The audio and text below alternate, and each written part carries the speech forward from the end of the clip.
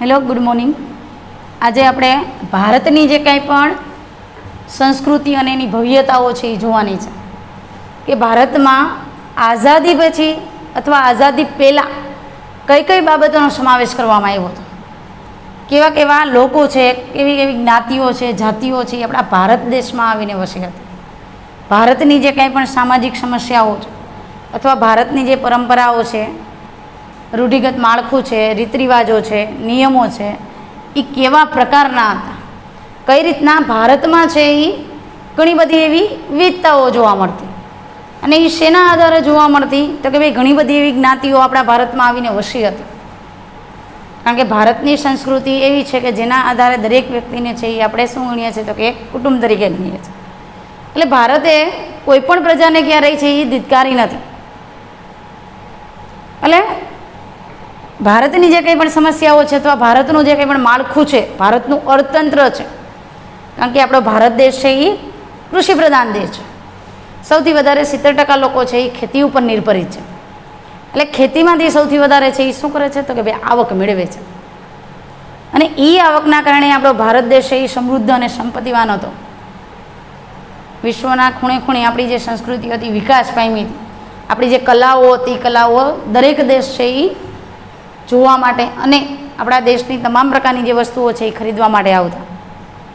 તો આજે આપણે એવી જ કંઈક બાબતો જોવાની છે કે ભારતમાં આ બધી કલાઓ છે, અલગ અલગ નાના ગૃહ ઉદ્યોગો છે, તો એ ગૃહ ઉદ્યોગોમાં જે કંઈ પણ વસ્તુઓનો સર્જન કરવામાં આવતું એ વસ્તુઓ વિદેશમાં શું કરવામાં આવતી તો કે નિકાસ કરવામાં આવતી.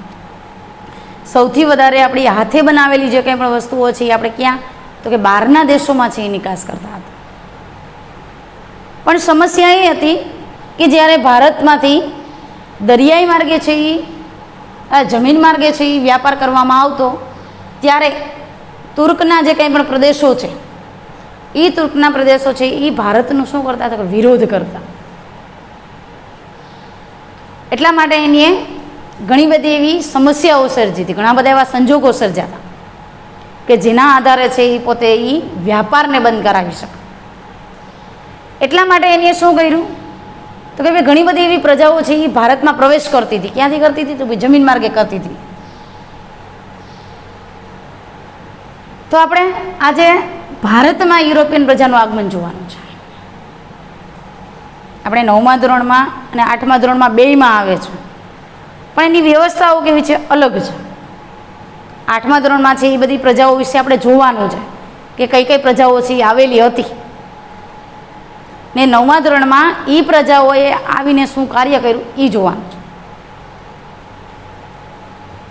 તો એના દ્વારા આપણે ભારતમાં યુરોપિયન પ્રજાનું આગમન જોવાનું છે કે ભારત છે એ સૌથી વધારે વ્યાપાર જમીન માર્ગ દ્વારા કરતો, પણ જેમ જેમ વ્યાપાર વધતો ગયો, ભારતનો જેમ જેમ વિકાસ થતો ગયો, ભારતનો વ્યાપાર વિદેશોમાં થવા લાગ્યો, વિદેશના લોકોને એ વસ્તુઓની જરૂરિયાત ઊભી થઈ.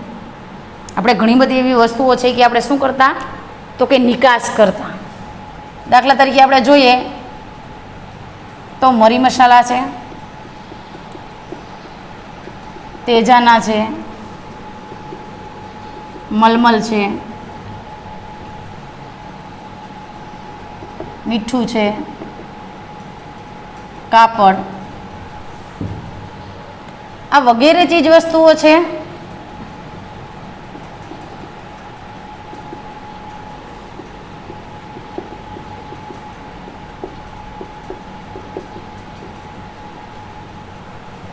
આ બધી વસ્તુઓની માંગ છે એ વિદેશમાં હતી. એમાં યુરોપ છે એ સૌથી વધારે આપણે આ જે વસ્તુઓ છે એની આયાત કરતા. પણ આ બધી બાબતોને જોતા છે એ શું કરવામાં આવ્યું તો કે ઘણી બધી એવા દેશો છે કે જેની વિરોધ કર્યો. દાખલા તરીકે આપણે તુર્ક મુસ્લિમોની વાત કરીએ તો તુર્ક મુસ્લિમોએ શું કર્યું હતું તો કે ભાઈ એની જમીન માર્ગ છે એ બંધ કરી દીધો. ને તુર્ક મુસ્લિમોએ છે એ બધા ઉપર છે એ શું કરી લીધો કબજો કરી લીધો. કઈ સાલમાં તો કે ભાઈ 1453માં શું થયું હતું તો કે ઇસ્તુંબલ છે એનું પતન થયું હતું. શું 1453માં છે ઇસ્તુંબલનું પતન થઈ ગયું હતું.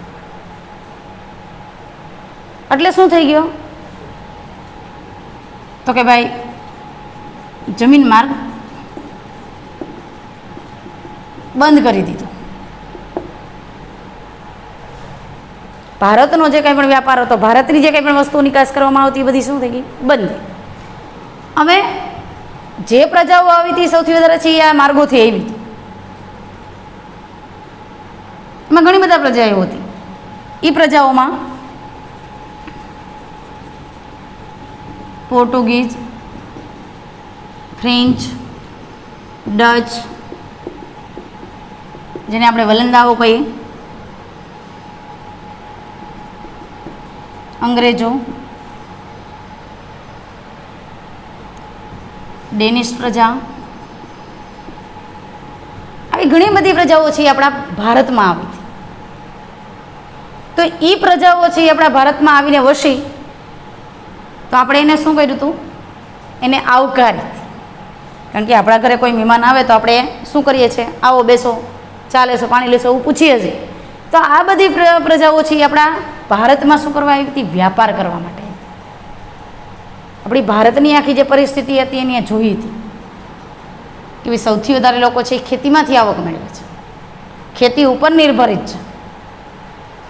એટલા માટે આ પ્રજાઓ છે એની આવવા માટે શું કર્યું? તો કે નવી નવી શોધખોળ કરી, નવું સંશોધન કર્યું, નવી જે કંઈ પણ બાબતો હતી દર્શાવી હતી. એટલા માટે યુરોપને આ બધી વસ્તુઓ છે એની માંગ ઊભી થઈ. એટલે યુરોપના જે લોકો હતા એ લોકોએ શું કર્યું? તો કે ભાઈ દરિયો ખેડવાનું ચાલુ કર્યું. તો પેલો જે વ્યક્તિ હતો કે જે દરિયાઈ માર્ગે આવ્યો હતો, દરિયાનું શોધખોળ કરવા આવ્યો હતો, એ ક્યારે? તો કે ભાઈ 1498, 1493. કોણ? તો કે કોલંબસ આવ્યો હતો.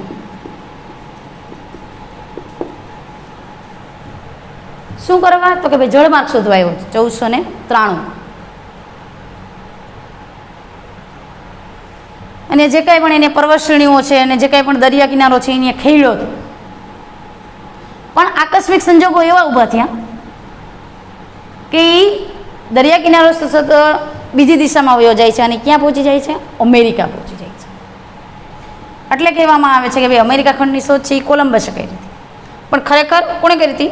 વેસ્ટ ઇન્ડિઝના લોકો હતો, વેસ્પુચીજામના જે અમેરિકન લોકો હતા એ લોકોએ અમેરિકા ખંડની શોધ કરી હતી. એના પછી શું થયું? તો ભાઈ હવે યુરોપની પ્રજાઓ છે એ સાહસિક યાત્રા એને શરૂ કરી. સાહસિક યાત્રા એટલે શું કામે? આ કોલંબસે દરિયો ખેડવાની ચાલુ કરી, એની શોધખોળ ચાલુ કરી. એટલે યુરોપના લોકોને એ જે કાંઈ પણ જરૂરિયાતો હતી એ મેળવવી હતી. એની માંગને મેળવવા માટે, એ વસ્તુઓને મેળવવા માટે એને શું કર્યું? તો ભાઈ દરિયો શોધવાનો, દરિયો ખેડવાની શરૂઆત કરી. એને દરિયાની શોધખોળ શરૂ કરી. એટલે એમાં સૌથી પહેલાં છે એ કોણ?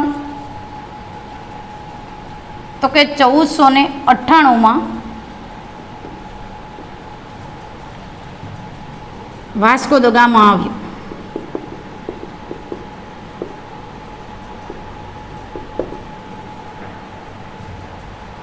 જે કોણ હતો?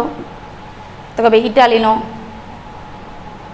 જે કંઈ પણ વ્યક્તિ હતો એ હતો. એને દરિયો શોધવાની શરૂઆત કરી હતી. ક્યારે? તો કે ભાઈ 1498 વાસ્કો દ ગામા. પછી આ દરિયો ખેડાઈ ગયો. જે કંઈ પણ પ્રજાઓ હતી પ્રજાઓ આવવા લાગી. એને ખબર પડી ગઈ કે હવે આપણે છે આ વ્યાપાર કરવાની પરવાનગી છે એ મળી જવાની છે. વ્યાપાર છે એ શું થઈ ગયું? ચાલુ થઈ ગયું. વ્યાપારની શરૂઆત થઈ ગઈ હતી. એટલા માટે સૌથી પહેલાં છે એ કંપનીની સ્થાપના કરવામાં આવી. એટલે 1600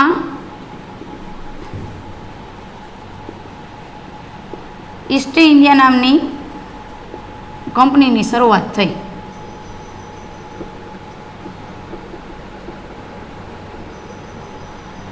શું કરવામાં આવ્યું? 1600 ઈસ્ટ ઇન્ડિયા નામની કંપની હતી એની શરૂઆત થઈ. કોણે કરી? રાણી એલિઝાબેથે કરી હતી. ઇંગ્લેન્ડની જે કાંઈ પણ બાબતો હતી, સંપત્તિ હતી, એને વધારવા માટે, વિકાસ કરવા માટે અને સાથોસાથ વ્યાપાર કરવા માટે એને શું કર્યું હતું તો કે ઢંઢેરો પીટ્યો હતો. ઢંઢેરો પીટવો એટલે એને જાહેરાત કરી હતી, એની કંપનીઓની સ્થાપના કરવામાં આવી.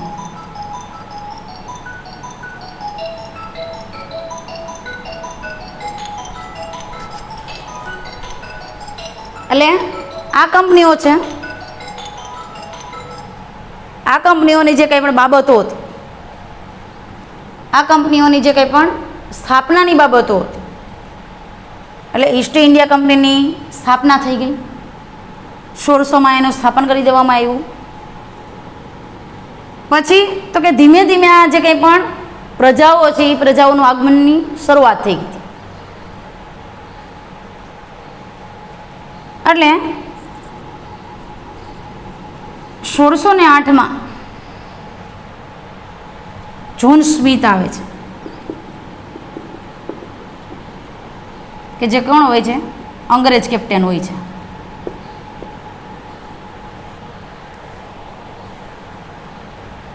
પેલો આ વ્યક્તિ આવે છે જ્હોન સ્મિથ, કે જે વ્યાપાર કરવા માટે છે એ સક્ષમ હોય છે. એના પછી એને નક્કી કર્યું કે ભાઈ ભારતમાં આ બધી વસ્તુઓ છે એ આપને મળી જશે, અને આપણી જે સત્તાઓ છે એ સત્તાઓનો વિકાસ કરવા માટે શું કરવું પડે? તો કે એ સત્તાઓનો વિકાસ કરવા માટે આપણે છે એ અલગ અલગ જગ્યાએ છે આપણું જે કંઈ પણ મથક છે, વડું જે કંઈ પણ સ્થાન છે એ સ્થાપવો જોઈએ. એટલા માટે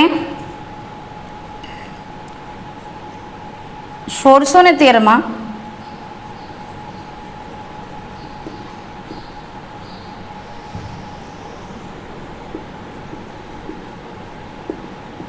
સુરત બંદરે છે એ વહાણ લાવવામાં આવ્યું.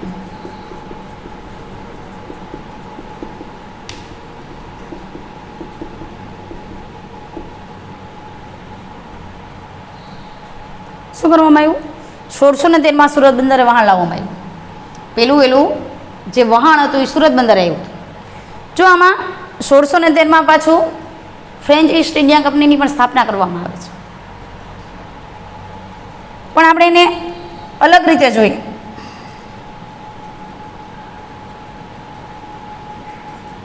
તો 1668માં ફ્રેન્ચ ઈસ્ટ ઇન્ડિયા કંપનીની સ્થાપના અથવા ફ્રેન્ચ પ્રજાનું આગમન થયું હતું.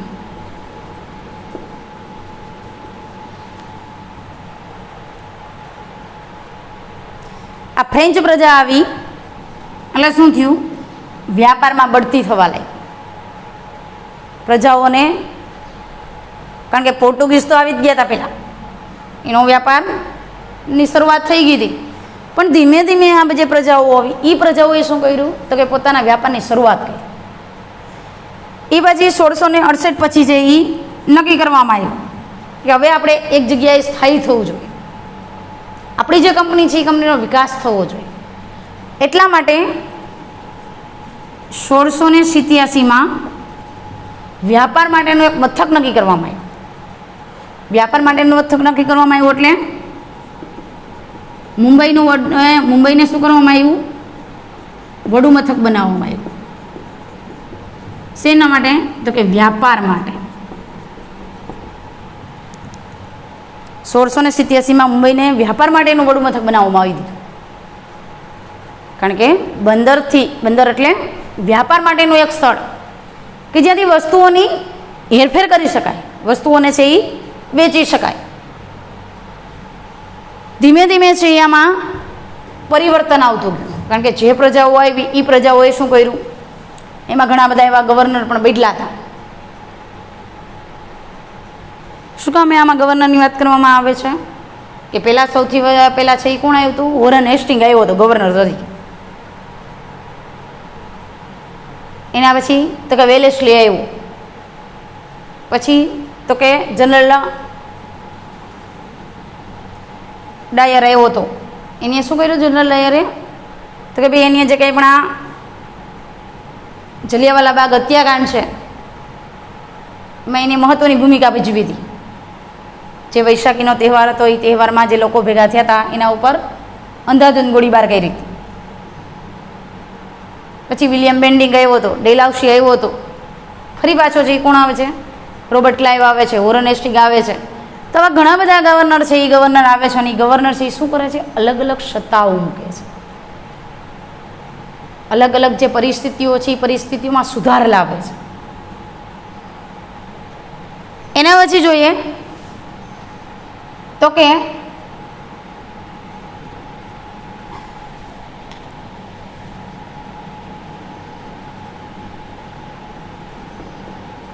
(1757) શું થયું? તો કે ભાઈ પ્લાસીનું યુદ્ધ થયું. શું થયું? પ્લાસીનું યુદ્ધ.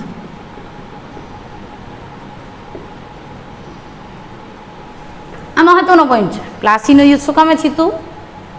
કે જ્યારે બંગાળના નવાબ તરીકે સિરાજુદ્દૌલા છે એ પોતે ગાદી સંભાળે છે, સત્તા ઉપર આવે છે, ત્યારે એ સૌથી વધારે છે એ કટ્ટર હોય છે. પ્રજાઓ ઘણી બધી એનો વિરોધ કરતા, ઘણા બધા મંત્રીઓ એના વિરોધ પક્ષમાં હતા. છતાં પણ એક રાજા તરીકે એનું સ્થાન મહત્વનું હતું. એટલે એના મંત્રી તરીકે અમીન સનસેડ અને જે મીર કાસિમ અને મીર જાફર હતા એનો મુખ્ય ફાળો હતો. જ્યારે ઈસ્ટ ઇન્ડિયા કંપનીનો એક વ્યક્તિ છે એ બંગાળ આવે છે, ત્યારે એ પોતે છે એ બંગાળમાં શું કરે છે? તો કે ભાઈ કિલ્લાબંધી કરી દે છે, કોઈ પણ જાણ કર્યા વગર, કોઈ પણ બાબતને મૂક્યા પહેલાં. એટલે સિરાજુદ્દૌલા છે એ શું કરે છે? એ કિલ્લાબંધી તોડી નાખે છે. અને એના કારણે છે એ રોબર્ટ ક્લાઇવ છે એ પોતે ભારત આવે છે. અને ભારત આવ્યા પછી બંગાળની તમામ પ્રકારની સુવિધાઓ છે એને જુએ છે, વ્યાપારને જુએ છે. એટલે એના મનમાં શું થાય છે? એક યુક્તિ વિચારે છે, ષડયંત્ર રચે છે. એ ષડયંત્રના ભાગરૂપે છે એ સૌથી પહેલાં છે મીર કાસિમને પોતાના તરફ ખેંચે છે. એટલે મીર કાસિમ જ્યારે આવે છે ત્યારે એ યુદ્ધની જાહેરાત કરે છે. એટલે સિરાજુદ્દૌલા સાથે યુદ્ધ કરે છે, પોતે એની સાથે લડે છે. પણ રોબર્ટ ક્લાઇવ છે એને એવો લાલચ આપે છે, લોભામણી આપે છે. કારણ કે મીર કાસિમ છે એ સિરાજુદ્દૌલા સાથે જ હતો, એની સાથે રહીને જ યુદ્ધ કરવાનો હતો. પણ મીર કાસિમને રાજા બનવાની લોભ લાલચ આપવામાં આવે છે. અને એના કારણે છે એ અંતે છે એ શું કરવામાં આવે છે? તો કે મીર કાસિમ છે એ સિરાજુદ્દૌલાને છે એ હરાવવા માટે છે એ રોબર્ટ ક્લાઇવના કાવતરામાં સાથ સહકાર આપે છે. અને એના કારણે છે એ તમામ પ્રકારની જે કંઈ પણ યુક્તિઓ હતી એ રોબર્ટ ક્લાઇવને જ બતાવી દેવામાં આવે છે. અને એના કારણે આ 1757માં પ્લાસીનું યુદ્ધ થાય છે. એટલે સિરાજુદ્દૌલા છે એ શું થાય છે? હારી જાય છે. અને બંગાળની ગાદી ઉપર કોણ આવે છે? તો કે મીર કાસિમ આવે છે. રાજા કોણ હતો? તો કે સિરાજુદ્દૌલા હતો. કોણ આવે છે? તો કે ભાઈ રોબર્ટ ક્લાઇવ આવે છે. પ્લાસીના ગ્રામમાં યુદ્ધ થાય છે. યુદ્ધના કારણે આ બધી જે કંઈ બાબતો હતી. અને રાજા તરીકે કોણ આવે છે? તો કે મીર કાસિમ આવે છે. હવે મીર કાસિમ છે એ રાજા તરીકે આવે છે, પણ એનું લોભ છે એ થયું શું થયું? વધતું ગયું. એ લોભ લાલચ વધવા લાગી. એને નક્કી કર્યું કે જો એક સંપન્ન રાજા બનવું હોય તો પ્રજા ઉપર છે એ અત્યાચાર ગુજારવા પડે, પ્રજા પાસેથી આપણે કર ઉઘરાવવો જોઈએ. એટલા માટે એની એ પ્રજા ઉપર શું કર્યું? કર નાખી દીધું. અને રોબર્ટ ક્લાઇવનો સાથ સહકાર આપ્યો. એટલે 24 પરગણાની જે જમીનો હતી કોણે લઈ લીધી? મીર કાસિમે લઈ લીધી હતી. પણ મીર કાસિમને ખબર નહોતી કે સત્તાઓ છે એ કોના હાથમાં હતી? રોબર્ટ ક્લાઇવના હાથમાં. એટલે એનો જે ભાઈ હતો મીર જાફર, એને રાજા બનવાની છે એ ઓફર આપે છે, લોભ લાલચ આપે છે. એ લોભ લાલચના કારણે છે એ શું થાય છે? તો કે ભાઈ 1764માં બક્સરનું યુદ્ધ થાય છે.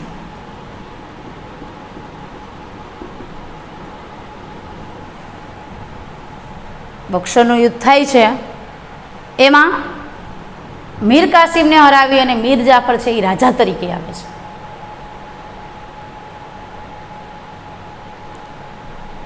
એટલે સિરાજ ઉદ્દૌલા છે, પછી અમીચંદ શેઠ છે, મીર જાફર છે, મીર કાસિમ છે, આ બધા છે એ રોબર્ટ ક્લાઇવની સામે યુદ્ધ કરવા માટે તૈયાર થઈ જાય છે. પણ અંતે શું થાય છે તો કોઈ બક્સરનું યુદ્ધ થાય છે, એમાં પરિણામ શું આવે છે તો કે સત્તાઓ છે એ કંપનીના હાથમાં વહી જાય છે. તેમાં બિહાર, બંગાળ અને ઓરિસ્સા આ ત્રણેયની દીવાની સત્તાઓ છે એ અંગ્રેજોના હાથમાં આવી જાય છે. અને ફરી પાછો મીર કાસિમને રાજા તરીકે લેવામાં આવે, મીર જાફરને ઉતાર દેવામાં. એમ કરતાં કરતાં છે એ રોબર્ટ ક્લાઇવ છે એ બંગાળ ઉપર છે એ શું કરી લે છે, શાસન સત્તા મૂકી દે છે. આપણે જાણીએ છીએ કે સૌથી વધારે આઝાદી પહેલાં છે એ બંગાળ છે એ મોટામાં મોટો પ્રાંત કહેવાતો. શું કામે કહેવાતો? કારણ કે ત્યાં સૌથી વધારે શણનું વાવેતર કરવામાં આવતું, સૌથી વધારે કારીગરો છે એ બંગાળમાં હતા. એટલા માટે કાપડની જકાત ઉપર 80% ટેક્સ નાખવામાં આવ્યો હતો. 20% જ આપણે મળતો, 80% કોણ લઈ જતું તો કે ભાઈ અંગ્રેજો લઈ જતા. તો આ બાબતના આધારે છે એ પ્લાસીના યુદ્ધ પછી બક્સરનું યુદ્ધ થયું અને એમાં જે કંઈ પણ બંગાળ, બિહાર અને ઓરિસ્સાની દીવાની સત્તા આવી ગઈ, એ દીવાની સત્તાના કારણે છે એ શું થાય છે તો કે હવે કંપનીઓ છે એ કંપનીઓએ અલગ અલગ ગવર્નરોને સત્તા આપવાનું નક્કી કર્યું. એટલા માટે એની 1773માં નિયામક ધારો બનાવ્યો.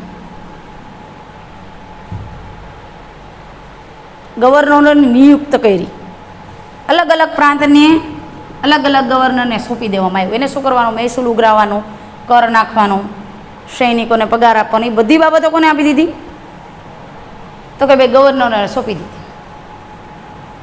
એ ગવર્નરે એ રાજ્ય, એ પ્રદેશનું છે એ શું કરવાનો? સત્તાઓનો ઉપયોગ કરી અને કાર્ય કરવાનું. પછી પેલા ગવર્નર તરીકે છે એ વોરન હેસ્ટિંગ આવે છે, એ આપને ખબર છે.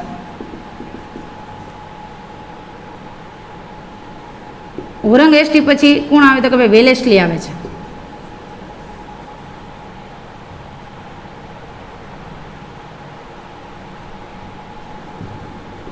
પછી તો કે ડેલાઉસી આવે છે.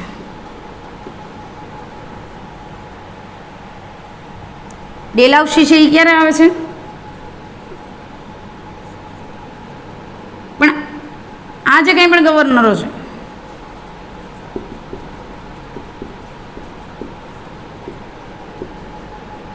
વિલિયમ બેન્ડિંગ આવે છે, બધા ગવર્નરો, અને ફરી પાછું વોરન હેસ્ટિંગને આપી દે છે. કારણ કે જેમ જેમ કંપનીનું શાસન વધ્યું, જેમ જેમ કંપનીનો વિકાસ વધ્યો, એ રીતના શું કરવામાં આવ્યું તો કે કાર્ય કરવામાં આવ્યું. એટલે કંપનીના કાર્યના લીધે છે એ ગવર્નરોની સત્તા મુજબ છે એ કાર્યની સોંપણી કરી દેવામાં આવી.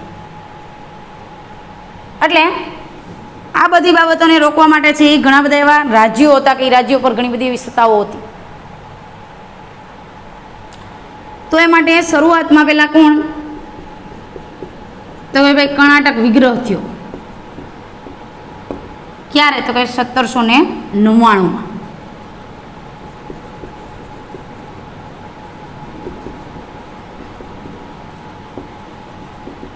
કેટલા થયા હતા તો કે ભાઈ 3 વિગ્રહ થયા હતા. ત્યારે ટીપુ સુલતાન પણ આ વિગ્રહમાં સામેલ હતો. શું કામે? એને પોતાનું રાજ્ય છે એ રાજ્યને જીતવું હતું, પોતાના રાજ્ય પર શાસન કરવું હતું. કારણ કે હૈદરાબાદમાં નિઝામ છે એને તો પહેલાં જ હથિયાર મૂકી દીધા હતા, કારણ કે એની શરણાગતિ સ્વીકારી લીધી હતી.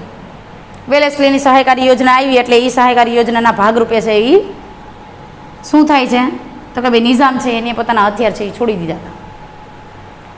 પછી આ બધી બાબતોને ગણી અને 1848માં ડેલાઉસી છે એ ગવર્નર તરીકે આવે છે.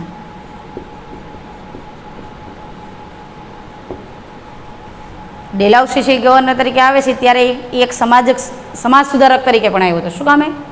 કે એને ઘણી બધી એવી વ્યવસ્થાઓ કરેલી હતી, ઘણી બધી એવી ભારતની જે કંઈ પણ સમસ્યાઓ હતી એને દૂર કરી હતી. વેલેસ્લીએ છે એ સહકારી યોજના મૂકી હતી, પણ કેવી હતી? મીઠા ઝેર જેવી હતી. મીઠા ઝેર જેવી શું કામે? એની ઘણી બધી એવી શરતો હતી. એ શરતોના આધારે છે એની ગવર્નર તરીકે પોતાનું પદ નિભાવ્યું હતું.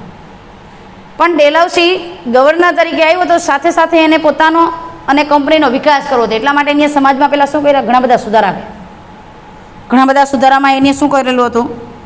તો કે ભાઈ એને મકાનો છે, રસ્તાઓ છે, ટપાલ ખાતું છે, એની શરૂઆત કરી હતી. પહેલી વહેલી જે કાંઈ પણ ટ્રેન હતી, દાખલા તરીકે ઘણા બધા એવા એની રિવાજો બંધ કરાવ્યા હતા કે ભાઈ સતી પ્રથા છે, દીકરીને દૂધ પીતી કરવી છે. શું કામે? એની એક સારા ગવર્નર તરીકે છે રહેવું હતું, એને સત્તા ઉપર બેસવું હતું. એ પછી એને પહેલો જે સુધારો કર્યો હતો એ કહેતો હતો કે ભાઈ 1853માં એની મુંબઈ અને થાણા વચ્ચે પહેલી વહેલી ટ્રેન શરૂ કરી હતી. કેના વચ્ચે? મુંબઈ અને થાણા વચ્ચે પહેલી વહેલી ટ્રેન ચાલુ કરી કે જેનાથી વ્યાપાર છે એ કેવો બની શકે? તો કે ભાઈ સરળ બની શકે, વસ્તુઓની હેરફેર છે એ સારી રીતના થઈ શકે. એ પછી 1853માં મુંબઈ અને થાણા વચ્ચેની ટ્રેન ચાલુ થઈ એટલે શું થયું? નવું પરિવર્તન લાવવા માંડ્યું, લોકોનો વિકાસ વધવા માંડ્યો, શિક્ષણની સુવિધા વધવા માંડી. પણ આ ગવર્નરોને જતા હતા એટલા કારીગરો નહોતા મળતા. શું કામે? એ કારીગરો હતા પણ કેવા હતા? અભણ હતા. એની પાસે કોઈ પણ જાતનું શિક્ષણ નહોતું અથવા કોઈ એવી શિક્ષણની સુવિધાઓ નહોતી. એટલા માટે ડેલહાઉસી જ્યારે ગવર્નર તરીકે આવ્યો છે કંપનીનું શાસન ચલાવવા માટે, કંપનીની સત્તાનો વિકાસ કરવા માટે, ત્યારે એ શું કરે છે તો કે ભાઈ અંગ્રેજી કેળવણીને મહત્ત્વ આપે છે. અંગ્રેજી શિક્ષણનું મહત્ત્વ વધારવા માટે છે એ એક સારા ગવર્નર તરીકે વિલિયમ બેન્ટિંગને લાવે છે. એને પહેલો સતી પ્રધાનો જે કંઈ પણ કાયદો છે એ મૂક્યો હતો 1829માં. આમ તો રાજા રામમોહન રાયે છે એ પહેલાં સતી પ્રથાને દૂર કરી હતી. શું કામે? કે જ્યારે એના ભાઈ અવસાન પામે છે ત્યારે એની પત્ની છે એને સતી થવા માટે જાય છે, ત્યારે આ કાયદાને દૂર કરવા માટે રાજા રામમોહન રાયે છે એ આ પ્રસ્તાવ મૂક્યો હતો. અને એ કાયદાને માન રાખીને વિલિયમ બેન્ટિંગે 1829માં છે એ આ સતી પ્રથાનો જે કાયદો હતો એના ઉપર પ્રતિબંધ મૂક્યો હતો. એટલે ગવર્નર તરીકે છે એ કોણ આવે છે? તો ભાઈ વિલિયમ બેન્ટિંગ આવે છે.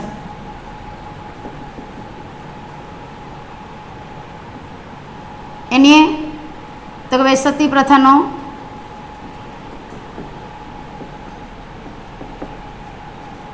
કાયદો બંધ કરાયો હતો.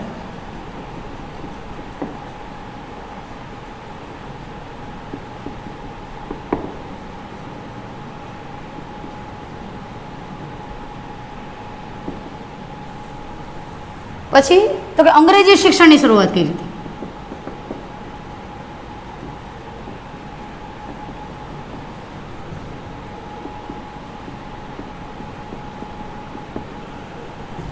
અંગ્રેજી શિક્ષણની શરૂઆત શું કામે કરી હતી?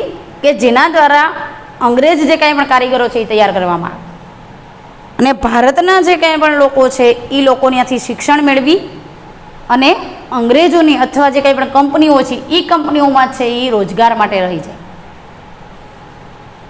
પણ ગાંધીજી છે એ શું કહેતા કે ભાઈ અંગ્રેજી કેળવણી છે એ આપણે લાચાર અને ગુલામ બનાવે છે, કારણ કે અંગ્રેજી શિક્ષણ છે એ આપણા દેશ માટે છે એ સારું નથી. આપણી પરિસ્થિતિઓને જોતાં, આપણી સમસ્યાને જોતાં છે એ અંગ્રેજી શિક્ષણ છે એ જરૂરી નથી.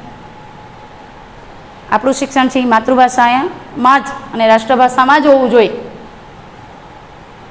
પણ ઘણા એવા વર્ગો હતા કે એ વર્ગો શિક્ષણ મેળવવા માટે છે એ આગળ વધ્યા અને એના કારણે આજે અંગ્રેજી શિક્ષણ છે એની શરૂઆત કરવામાં આવી હતી.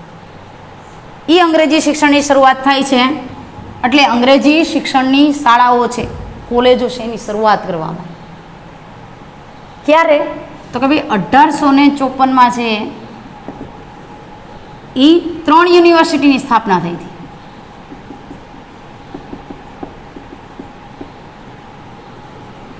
કલકત્તા, ચેન્નઈ અને મુંબઈ. આ જે તે કંઈ પણ 3 કોલેજો હતી એ મોટામાં મોટી કોલેજો હતી. ત્યારે આ 3 કોલેજને શું કરવામાં આવી? ચાલુ કરવામાં આવ્યું અને એમાં અંગ્રેજી શિક્ષણનો વિકાસ કરવામાં આવ્યો. આ અંગ્રેજી શિક્ષણના કારણે એક એવો વર્ગ ઊભો થયો કે જે અંગ્રેજો માટે શું હતું? તો કે ભાઈ લાભકારક હતું, ફાયદાકારક હતું. અને એ ફાયદાને અનુલક્ષીને આ જે 3 યુનિવર્સિટી હતી એમાં મફત શિક્ષણની શરૂઆત કરવામાં આવી. મફત શિક્ષણ શું કામે થયું? કે લોકો ત્યાં ભણી શકે અને એ જ શિક્ષણ છે એ મેળવી અને અંગ્રેજો છે એ અંગ્રેજોને કંઈક લાભ અપાવી શકે. કારણ કે પહેલું જે કંઈ પણ શિક્ષણની શરૂઆત કરવામાં આવી હતી, ઘણા બધા રાજાઓ હતા. દાખલા તરીકે વડોદરાના રાજા સયાજી ગાયકવાડ છે, એની મફત શિક્ષણની શરૂઆત કરી હતી કે ભાઈ દરેક વ્યક્તિએ છે શિક્ષણ લેવું જોઈએ, તો મફત શિક્ષણનો કાયદો પસાર કરવામાં આવે. તો આ જે કંઈ પણ યુનિવર્સિટી બેની અંગ્રેજી શિક્ષણની શરૂઆત થાય, પણ એના લીધે શું થયું? તો કે ભાઈ ભારતની જે પરિસ્થિતિઓ હતી એ નબળી પડતી હતી. કારણ કે જે અમુક વર્ગો હતા એની અંગ્રેજી શિક્ષણની શરૂઆત કરી, અંગ્રેજી શિક્ષણ મેળવવાની પદ્ધતિનો ઉપયોગ કર્યો, એટલા માટે એને કોઈ પણ બીજી જગ્યાએ છે એ કાર્ય મળતું નહીં, કામ ન મળતું. એટલે એને શું કરવું પડતું? તો કે ભાઈ અંગ્રેજોની કંપનીમાં છે એને કામ કરવા માટે જવું પડતું, રોજગારી મેળવવા જવું પડતું. અને જો કોઈ ના પાડે તો એને શું કરવામાં આવતી? સજા કરવામાં આવતી. તો આ બધી બાબતોના આધારે ઘણી બધી પરિસ્થિતિઓમાં શું થયો? બદલાવ થયો. ઘણી પરિસ્થિતિઓમાં સુધાર આવ્યો અને એના કારણે અંગ્રેજો અને પોર્ટુગીઝો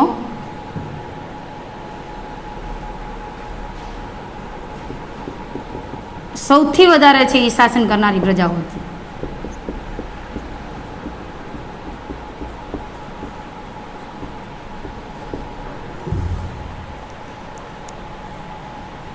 આ 2 પ્રજાઓ હતી સૌથી વધારે એને શાસન કર્યું હતું.